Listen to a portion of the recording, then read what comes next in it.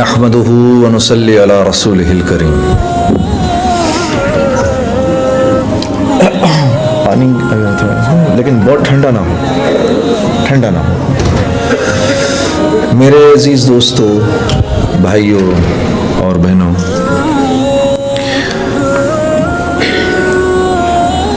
ये बड़ी खुशकिस्मती का मौका होता है कि लोग किसी भी जगह पर अल्लाह रब्बुल इज़्ज़त के लिए जमा हों और उनकी सोचें और उनकी फिक्रें जो हैं वो इस बात में इस्तेमाल हों कि किस तरह से मोहम्मद सल्लल्लाहु अलैहि वसल्लम का लाया हुआ दीन जो है वो जिंदा हो जाए। अल्लाह के नबी सल्लल्लाहु अलैहि वसल्लम की दुआ है, बस छोड़,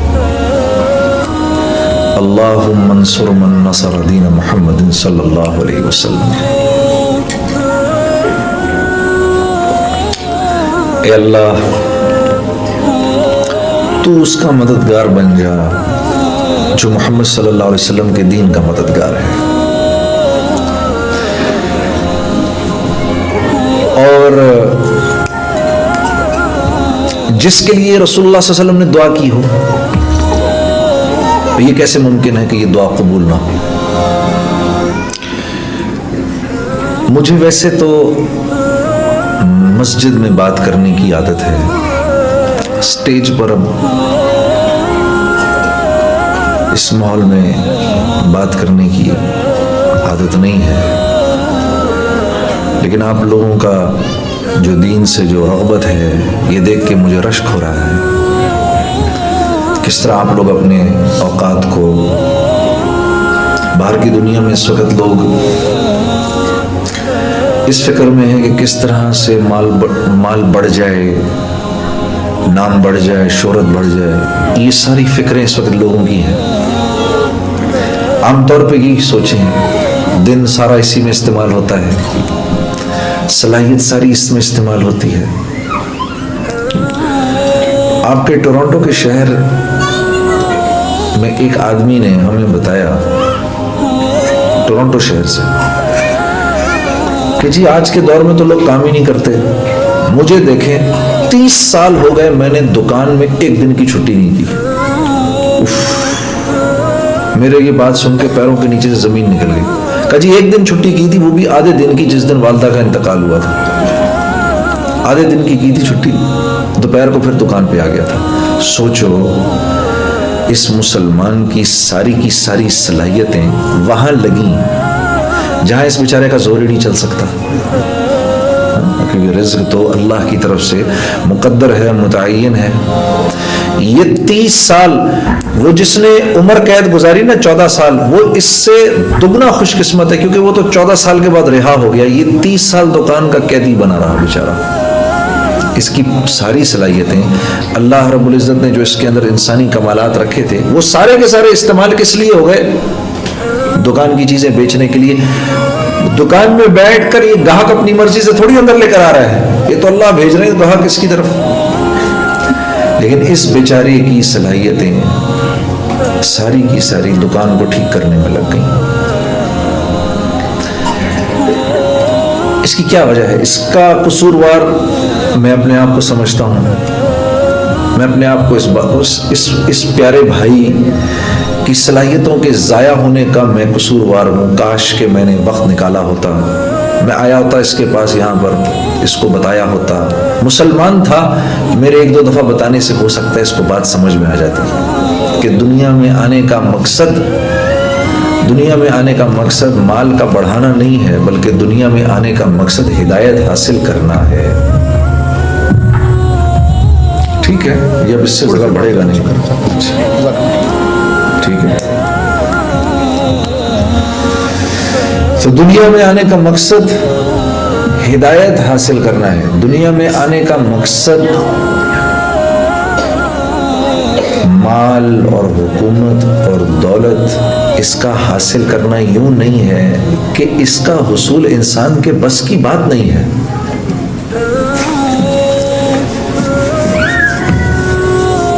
इंसान के बस की बात नहीं है मेरे दोस्तों। रिस्क का बढ़ जाना इंसान के बस की बात नहीं है। अब बेहतर है Sameer, keep it that way, ये बेहतर है। रिस्क का बढ़ जाना इंसान के बस की बात नहीं है। अल्लाहु यबसुतुर रिज़्क़ लिमन यशाउ व यक़दिर, ये अल्लाह का ऐलान है। रिज़्क़ मैं बढ़ाता हूँ और मैं ही घटाता हूँ। तर्ज़ुक़ु मन तशाउ बिग़ैरि हिसाब व यर्ज़ुक़ु मन तशाउ बिग़ैरि हिसाब, जिसके लिए मेरी मर्जी होती है मैं बढ़ा देता हूँ ज्यादा, बगैर हिसाब किताब के दे देता हूँ। एक छोटा सा बच्चा, बाप उसका मिलियनेयर बिलियनेयर दुनिया से गया, 8-9 साल का बच्चा है, एकदम बिलियनेयर हो गया। अब इसमें इसका क्या कमाल है, कौन सी मेहनत लगी इस बच्चे की? अल्लाह की तरफ से एक फैसला था। और रिस्क का माल का, लेकिन माल का बढ़ना ये रिस्क की बढ़ोतरी नहीं है। माल का बढ़ना रिस्क की बढ़ोतरी नहीं है। हाँ, रिस्क में क्या क्या कुछ है। रिस्क में माल भी है, नेक बीवी भी है, फरमाबरदार औलाद भी है, माशरे में लोगों की इज्जत भी है, सर ढांकने के लिए, सर छुपाने के लिए छत भी है, कपड़े तन ढांकने के लिए कपड़े भी हैं, हाँ? खाना भी है, सेहत भी है, करोड़ों रुपए पास हों, करोड़ों डॉलर पास हों, और तबीयत अल्लाह ऐसी खराब कर दे कि आदमी के जिस्म में लुकमा एक भी ना जाए। तो आप ये कहेंगे कि इसका रिस्क बढ़ गया है, क्योंकि पैसे तो बहुत आ रहे हैं। अमन व अमान भी है, आफियत भी है, लोगों का आपस में मिलजुल के रहना भी है, ये सब रिस्क है। तो अल्लाह फरमा रहे हैं ये हम अपनी मर्जी से बढ़ाते हैं, हम अपनी मर्जी से घटाते हैं, हम इसमें बरकत देते हैं और हम इसमें बेबरकती देते हैं। तो या अल्लाह किसके लिए बरकत देते हैं और किसके लिए बेबरकती करते हैं? आप किसके लिए बरकत करते हैं, किसके लिए बेबरकती करते हैं? तो मेरे अजीज दोस्तों, अल्लाह रब्बुल इज्जत के यहाँ इन्नद्दीना इंदल्लाहिल इस्लाम, ये अल्लाह का फैसला है। भाई मेरे करीब होना चाहते हो, मेरे दोस्त बनना चाहते हो, तो इस्लाम यानी ये जो मेरा हबीब है मोहम्मद सल्लल्लाहु अलैहि वसल्लम, इसके रंग में रंग जाओ, तुम इसके हो जाओ, हम तुम्हारे हो जाएंगे। हाँ, अब चाहे टोरंटो में रहो, लाहौर में रहो, कोई फर्क नहीं पड़ता। ये जो आप सब पाकिस्तान छोड़ के भाग के इधर आ गए पैसे कमाने के लिए,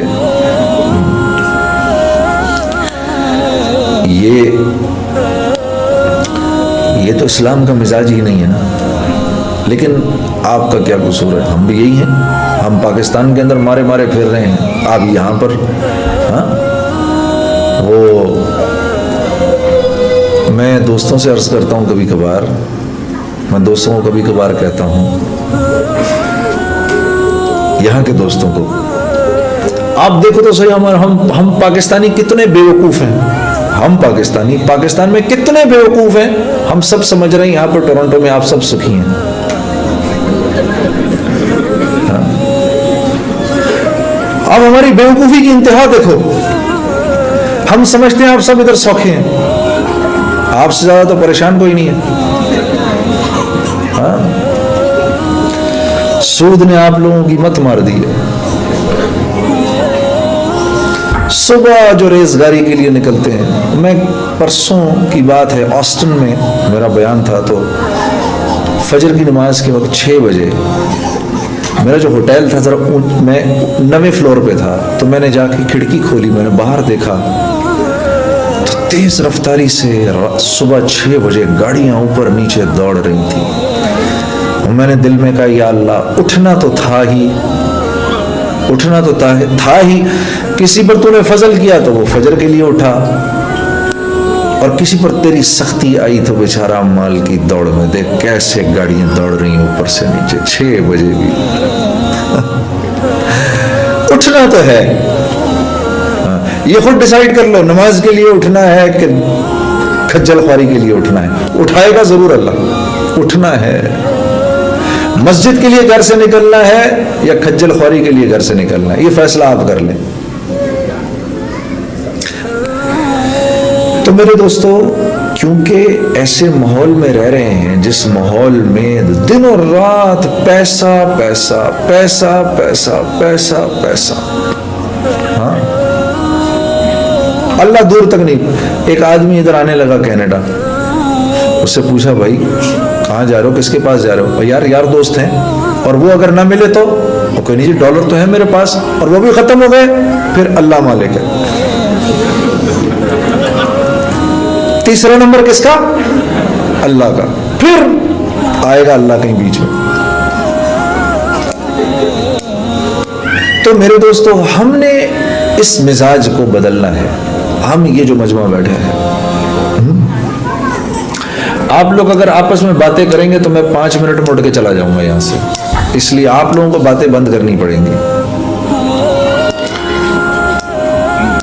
मैं आप लोगों के लिए बैठा हूं इधर इस वक्त।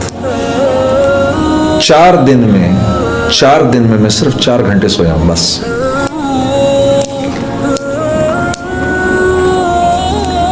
तो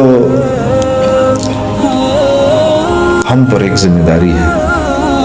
मैं और आप मुसलमान हैं, चाहे यहां रहें, चाहे कराची रहें, चाहे लाहौर रहें, चाहे दिल्ली रहें, चाहे कहीं भी रहें, कामयाबी चाहिए तो दीन पर चलना पड़ेगा।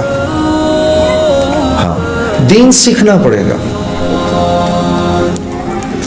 और दीन सीखने के लिए सबसे पहले दिल का प्याला खाली करना पड़ेगा। इस बात का एहसास करना पड़ेगा कि मुझे कुछ नहीं आता। सबसे पहले इस बात का एहसास करना पड़ेगा कि मुझे कुछ नहीं आता।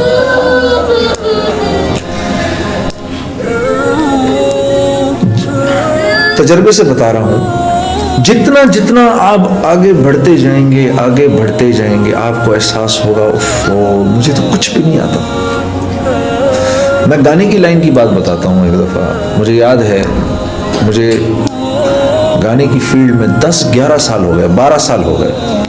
तो एक दिन मैं जहाज में बैठा हुआ था,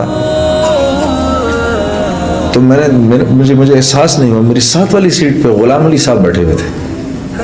बहुत बड़े गायक हैं।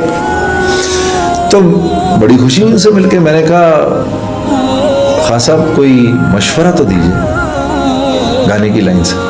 कहने लगे मेरे भाई गा ना, ये मेरा मशवरा है तुझे, गा ना।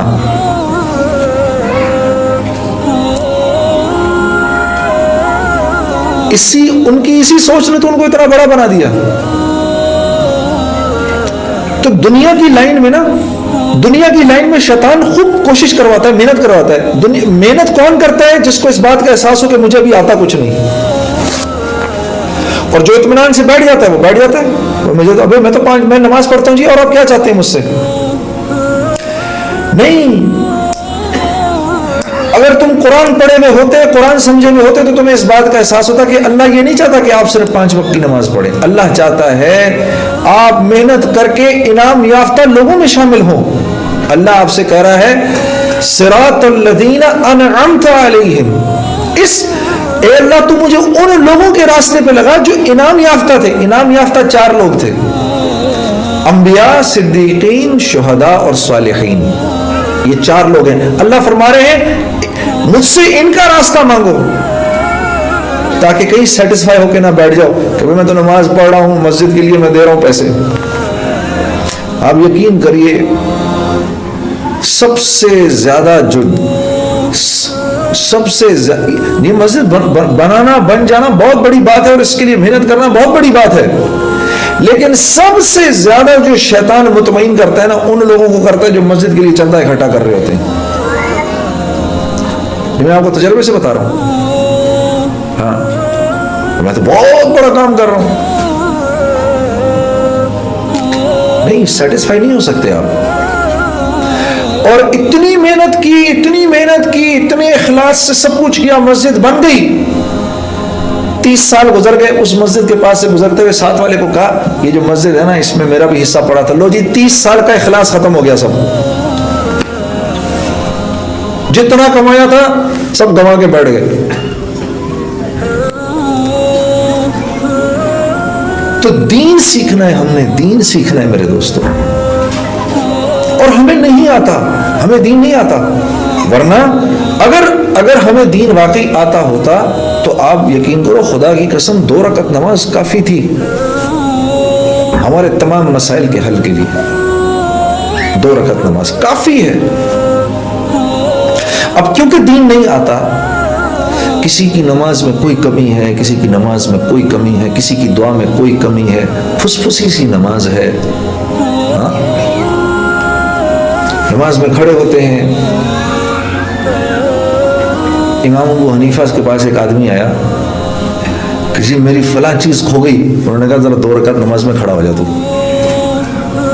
नमाज में खड़ा हुआ, सलाम फिरते कहता जी याद आ गई, कहां पड़ी है?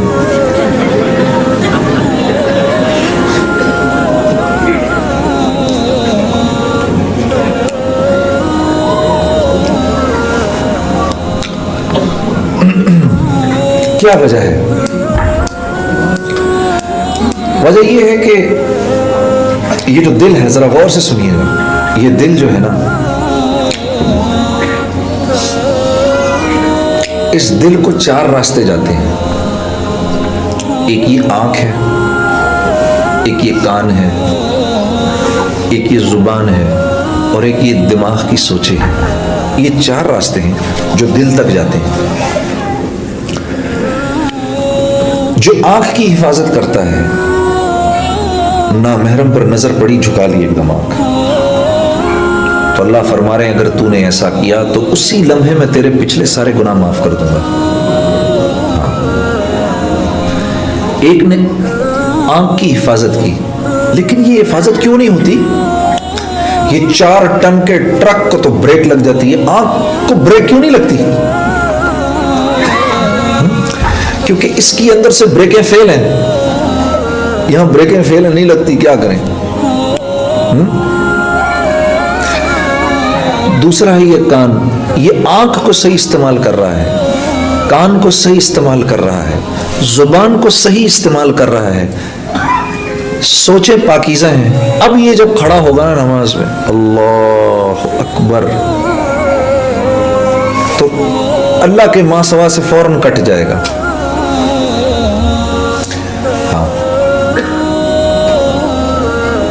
नमाज में कैफियत क्यों नहीं बनती? यही तो वजह है। आंख सारा वक्त गलत देख रही है। बाप देखिए ना, ये कॉफी है, बहुत लजीज सब कुछ, मेरी आंखों के सामने इसके अंदर नजासत का एक कतरा भी डल जाए, आप बताएं हम पी सकते हैं इसको? जैसे कभी कभार हम कह देते हैं कि भाई जी दीन के साथ दुनिया भी तो जरूरी है, दीन के साथ दुनिया भी जरूरी है। जुनैद साहब मैं जमजम भी पीता हूं तो वोडका भी पीता हूं। मैंने पूछा उसमें वोडके में जमजम डाल के तो नहीं पीता कहीं तू? कि थोड़ी बरकत आ जाए तेरी वोडका में। मैं मक्के भी जाता हूं जी, वेगस भी जाता हूं। शाबाश। मैंने कहा तेरी बीवी ने कभी तुझसे कहा कि मैं तुझसे भी प्यार करती हूं और साथ वाले से भी करती हूं? देखो यार, क्यों बुरी लगी ये बात? अल्लाह के साथ तो कर रहे हैं। हाँ, या अल्लाह तेरे हैं, शैतान भी राजी, अल्लाह भी राजी। तो ये सोच हमने बदलनी है। इस बदकिस्मत सोच की वजह यह है अल्लाह से ताल्लुक कोई नहीं है, उससे मोहब्बत नहीं है। खुदा की कसम, क्या वो इकबाल ने कहा ना, दो आलम से करती है बेगाना दिल को अजब चीज है लज्जते आशनाई। हाँ, अल्लाह से थोड़ा सा ताल्लुक हो जाए, अल्लाह से थोड़ा सा ताल्लुक बन जाए, आप यकीन करो अल्लाह की फर्माबरदारी में इतना मजा आता है, इतना मजा आता है। ये जो अल्लाह की नाफरमानी का जो मजा है ना, ये खारिश, ये वो है जैसे खारिश का मजा होता है। हाँ, खुजाते रहो खुजाते रहो खुजाते रहो, एकदम खाली काट दोगे। आप यकीन करो, हज़रत अमीर मुआविया रज़ियल्लाहु ताला अन्हु फरमाते हैं कि लोगों को माफ करके मुझे इतना मजा आता था, मुझे इतना मजा आता था लोगों को माफ करके कि मुझे खदशा होता था कि कहीं अल्लाह मुझसे इसका अजर ही ना छीन ले।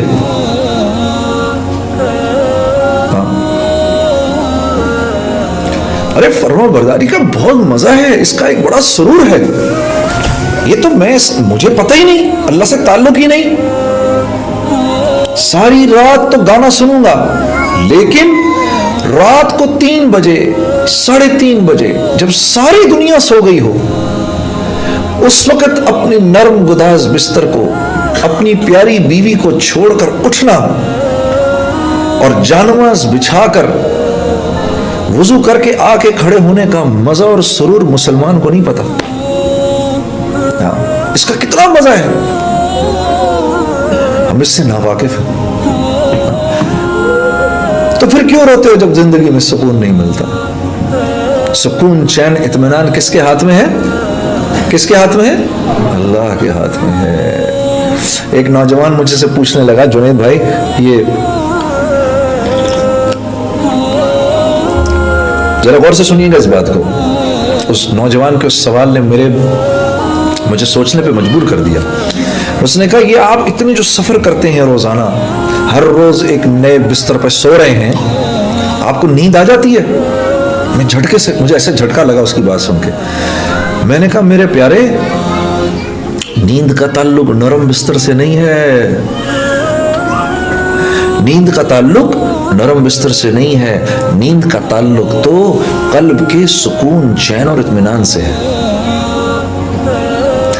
ये नरम बिस्तर एक पुरसुकून नींद की शक्ल है, शक्ल, लेकिन ये पुरसुकून नींद दे नहीं सकता। ये बड़ा घर, खूबसूरत सा महलनुमा घर, ये एक कामयाब जिंदगी की शक्ल है, लेकिन कामयाब जिंदगी से इसका कोई ताल्लुक नहीं है। ये बड़ी सी गाड़ी एक कामयाब जिंदगी की शक्ल है, लेकिन कामयाबी से इसका कोई ताल्लुक नहीं है। ये माल एक कामयाब जिंदगी की शक्ल है सिर्फ, कामयाबी से इसका कोई ताल्लुक नहीं है। मेहनत से माल नहीं मिलता, माल से चीजें नहीं आती, चीजों में राहत नहीं है, राहत अल्लाह के अमर में है। एक बाप है, उसके 10 बेटे हैं, 10 के 10 फर्मा बरदार हैं, तो वो अपनी झोपड़ी में जन्नत के अंदर है। और एक आदमी है, उसकी एक बेटी है लेकिन नागिन है, तो वो महल के अंदर, दोज़ख के अंदर है। ये टोरंटो का शहर है। इसी टोरंटो के शहर के अंदर मुझे आज भी याद है 1992 की वो किस्सा, वो आज भी मेरी आंखों के सामने घूम रहा है। हम यहां पर शो कर रहे थे, बहुत बड़ा मजमा था। जब शो खत्म हुआ तो ऑर्गेनाइजरों ने कहा कि आप बाहर ना निकले यहाँ से, बहुत बड़ा मजमा, इनको जाने दें। तो मजमे के निकलते निकलते रात के 2:30 बज गए। तो हम जब यहाँ से बाहर निकले तो गाड़ी के अंदर जाके बैठने लगे। एक जवान लड़की दौड़ती हुई आई, मैंने आप लोगों के साथ जाना है। अब हम रहने वाले तो पिंडी के थे सारे, हाँ, हमारे लिए तो कराची भी न्यूयॉर्क सिटी था, हाँ, तो टोरंटो तो सोचो क्या होगा हमारे लिए। तो फिर भी कुछ थोड़ी बहुत, अल्लाह माफ करे, वो काम तो कोई हया का काम नहीं है जो हम कर रहे थे, लेकिन फिर भी कुछ थोड़ी सी तो हया बाकी थी हमारे अंदर। हम एक दूसरे की शक्ल देखने लगे। उस लड़की को देखकर हमने कहा, तुमने कहाँ जाना है हमारे साथ भाई? हम तो अपने होटल जा रहे हैं। कहती है, नहीं, तुम होटल तक चले जाओ, मुझे होटल तक ले जाओ, फिर मैं वहां से घर चली जाऊंगी। तो हमने कहा, तो तुम्हारा बाप? कहती है, no, don't worry about it, I just turned 18 a week ago. तो हमने कहा, फिर क्या हुआ? हमें पता ही नहीं था 18 टर्न होने का क्या मतलब है। हमने कहा, फिर उससे क्या फर्क पड़ता है? कहा, वो कहने लगी, last week when I turned 18 I went to the nightclub, I came back at 4:30 in the morning, my father didn't open up the door, I just called the police, so there's no problem। आप यकीन करो, ये पूरा का पूरा वाकया मुझे आज तक याद है। 16 साल इस वाकये को हो गए, 17 साल इस वाकये को हो गए हैं। उस लड़की की एक एक बात मुझे अभी तक याद है। और मैं सिर्फ ये सोच रहा था, सिर्फ इतना सोच रहा था कि अगर मेरी बहन ये करे तो मेरे बाप का क्या हशर हो, और अब ये सोचता हूं अगर मेरी बेटी ये करे तो मेरा क्या हशर हो। लेकिन कसूर उस बच्ची का नहीं है, कसूर उस बच्ची का नहीं है, कसूर उन माँ बाप का है जिन्होंने खुद जिंदगी में दीन लाने की कोई मेहनत नहीं की, तो वो औलाद को क्या सिखाते। मेरे दोस्तों, ये जिन लोगों में आप रहते हैं, अगर इनमें आप इज्जत चाहते हैं तो आपको मोहम्मद सल्लल्लाहु अलैहि वसल्लम की ज़िंदगी पर चलना होगा, क्योंकि अल्लाह ने हमारे नबी को वो ज़िंदगी दी और कि उसमें उस ज़िंदगी के अंदर ऐसे तरीके हैं जो इंसानों को मकनातीस की तरह अपनी तरफ खींचते हैं। जितनी इस ज़िंदगी से दूरी होगी उतनी मेरे दोस्तों ज़िंदगी में परेशानी होगी।